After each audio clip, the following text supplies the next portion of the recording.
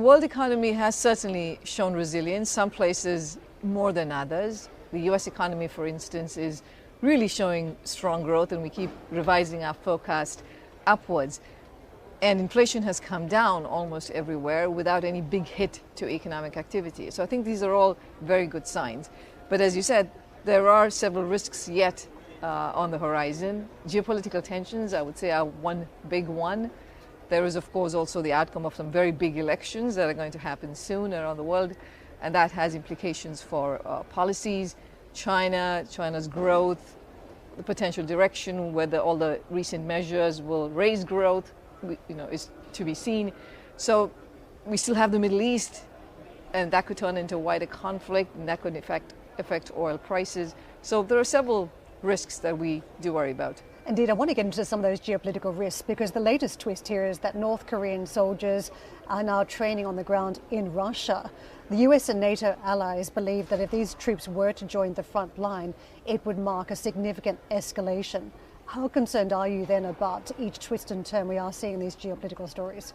Yeah, again, without commenting specifically on the development you mentioned, geopolitical tensions have implications for the world economy. The last time there was the conflict, the Ukraine, when Russia invaded Ukraine, we saw a big increase in energy prices. Food prices shot up, so we had the whole cost of living crisis. And right now we're in a good place with inflation. Inflation is coming down, and we need to do everything we can to prevent pressures on inflation going in the wrong direction. So our ask for all conflicts in the world is to be able to end that soon in a peaceful way. China and the United States are talking these days, and as we set up for the US election, one wonders whether that relationship could change after a decidedly frosty period. Things have made progress since then. Could that all unravel on the back of the US election, and how dangerous would that be, given that there are so many different issues that need solving with these major countries? The US and China are the two largest economies of the world, and it's in the benefit of both the US and China that they have good working relations, and also important for the rest of the world that happens. So there is, I would say, in everybody's self-interest to make sure that these relationships are maintained and the world remains integrated.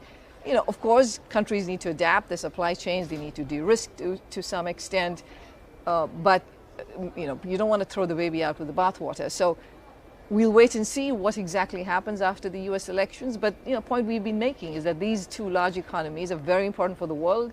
Their relationships matter.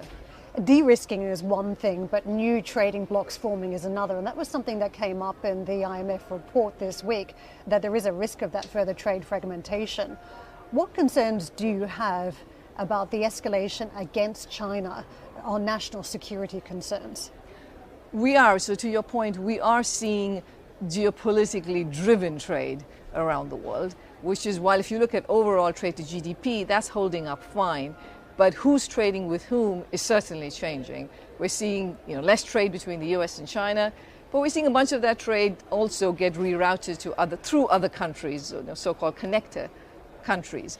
And if this tension continues and we see an escalation in tariffs, we've seen, we've done a simulation on this to see what might happen if you see a serious escalation in tariffs, and it's costly for everybody.